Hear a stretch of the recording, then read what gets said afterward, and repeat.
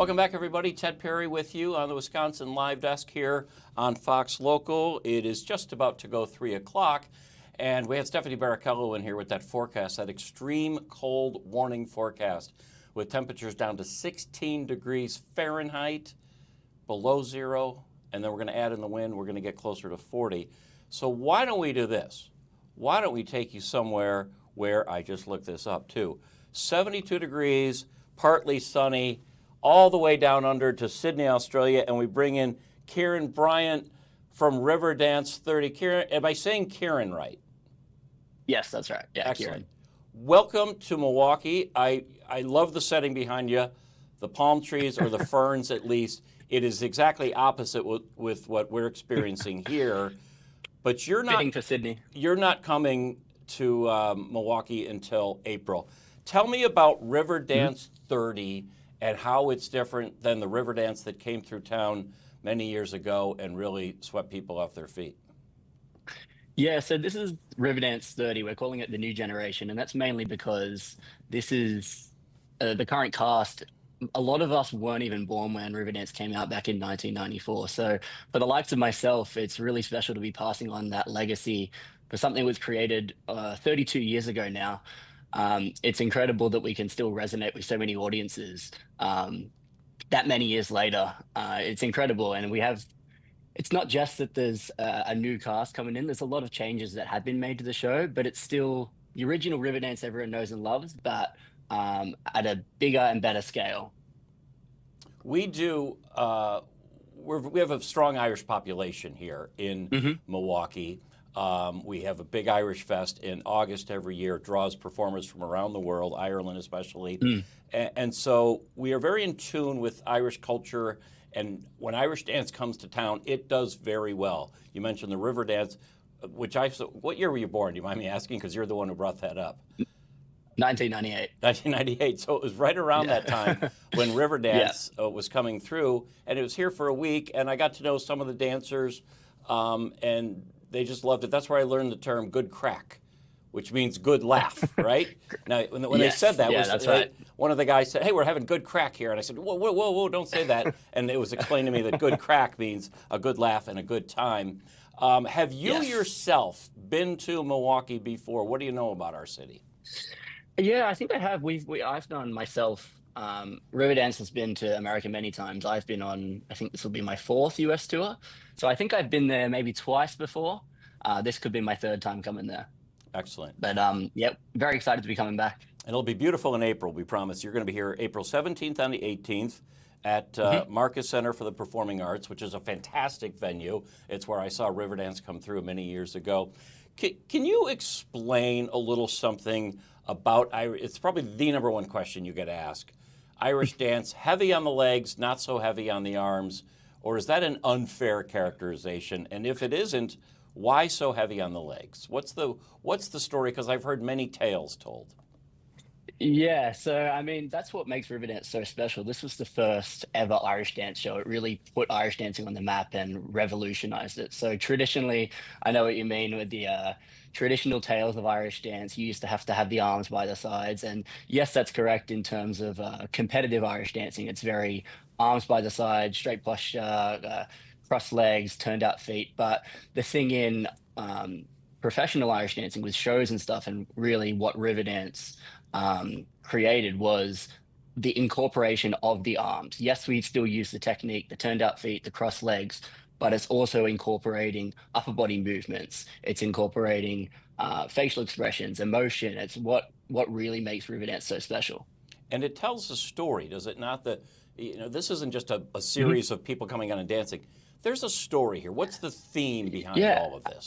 Absolutely. Yeah. So the first act, it kind of touches on the themes of, myth and legend. So we're told like the origins of Irish dance and Irish pride and, really shaping what it means to be Irish. And then it touches on the hardships that were faced and the Irish having to be forced from their homes, which kind of leads us to the second act, which is more about the departure, the discovery, the Irish emigration to America, and ultimately we're introduced to all these different cultures. And by the end, it's the return back home to Ireland.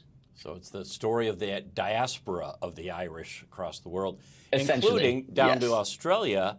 How did you get involved? You must have started this young because you don't Yeah. get to your level at the age that you are unless you started young. Tell me about your personal relationship with Irish dance and how it came to be. So I was 4 when I started dancing. So pretty much as soon as I could walk, I was straight into it. But I had an elder brother and an elder sister. So the tale goes, my sister was a gymnast. She wanted to get into to dancing in general, not necessarily Irish dancing. Joined a school. They happened to offer Irish dancing. Did her first competition. She won. Did her second competition. Won again. Kept winning. Figured she was pretty good at it. My elder brother was born. He was then, quite successful at it too. So it was kind of a natural progression for me to then also do it. My brother is actually also one of the other principal dancers in Riverdance too. In America, we love to talk about our roots and where it goes back. So I'd probably say I'm an Mm. Irish American, can trace my roots back to Ireland. Same with you. You Yeah. have an Irish first name, Kieran.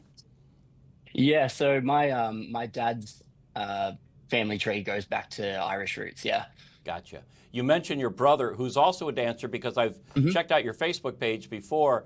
It is so Yeah. impressive to see you two dance together. You have one there where you dance to the famous song, The Boys Are Back in Town, and you're Yeah. dancing. Yeah. And if people haven't seen that, they should check it out. And again, Kieran, Kieran, Bryant, Bryant. You're very easy to find on Facebook. But one Irish dancer is impressive. Then you double Mhm. it, then you triple it, and you quadruple it. If people haven't seen it, it's almost like NASCAR coming around the bend. It's just this sound you hear that overtakes you and overwhelms you. It's a powerful, powerful visual, but also audio experience, is it not? Because of the tap. Are they tap shoes technically, or what are we calling those? Very similar to a tap shoe. It's got the heel like a tap Yeah. shoe, and then the tip. They're actually made out of fiberglass. So Okay. like a traditional tap shoe made out of metal, this one's a fiberglass. A bit of a different sound. But it's, when you have one noise like that, but then, you know what I'm saying? It just, when you Yeah, double it and absolutely. quadruple it's such an overwhelming experience to be a part of in the audience, and it's mesmerizing. Do you feel that on stage, like we feel it in the Oh, audience? 100%, absolutely. Yeah, every night it's electric being out there. I've been in the show 10 years, and a lot of people are like, "Oh, do you ever get sick of it?" But when you're out there, there's no other feeling like it. You're out there with 30 other dancers on the stage, the crowd's on their feet, they're cheering every night. It's an electric feeling like no other. It absolutely is to be in the audience. You're also a pretty good guitar player. Is that for I do play guitar, is that yes. for kicks and giggles, or is that something you do professionally as well?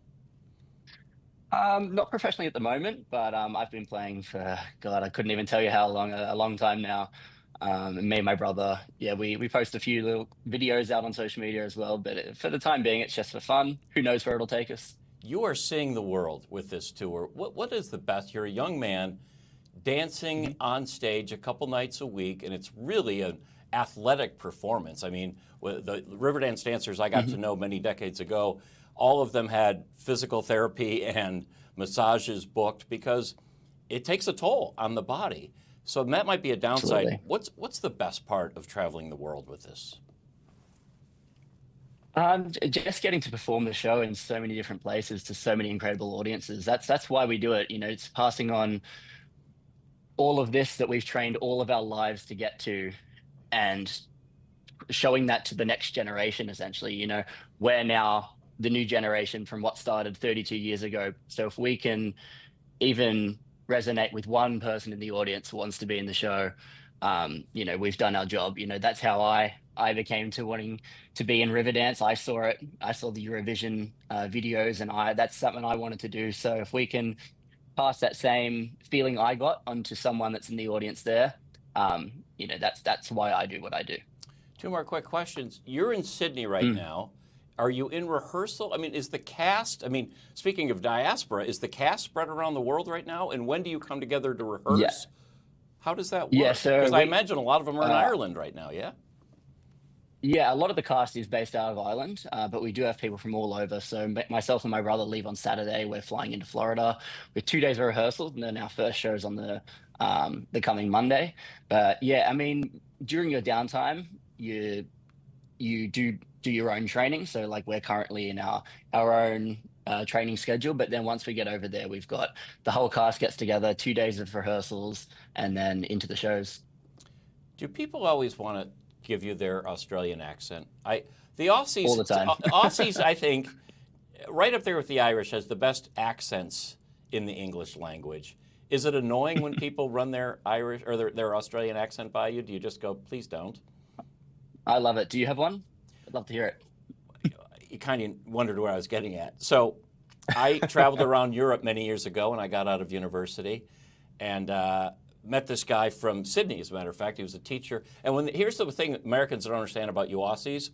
When you go on holiday, you go on holiday for 6 to 12 months. He said, how long are you out for? And I said, oh, traveling about 6 weeks. And he said, why so little? But anyway, he used to say, I'd ask him where he'd been, and he'd say, well, we went down to Brighton, yeah, looked around a bit, had a bit of a giggle, stayed at a youth hostel there, went over to Bath, looked around a bit, had a bit of a giggle, stayed at a youth hostel there. So that's my Australian accent. Very good. 1 to Very 10, good. how bad is it? That's a solid 7. I'll give you that. 7. I'll take it. I'll take it. My mates here in the newsroom were just so worried I was going to do an Aussie accent to you, and I just couldn't resist because I wanted it. So. I'll teach you a trick. Yeah. Say these 3 words for me in your American accent. Okay. Say rise. Say what? Rise? Rise. Up. Up. Lights. Lads? Rise up, lads. Lights. Oh, rise up, Yeah. lights. Rise up, lights. And what you've said in your American accent is razor blades in an Australian accent. Raise the blades? Oh, I like it. Okay. Yeah. That's a nice trick. All right, That's then. a little trick I learned last night. I look forward to seeing you because I will be in the audience because I just think it's a fantastic show. Make one final pitch to those watching us on Fox Local right now who have not seen Riverdance. Give me a 15-second pitch. Go.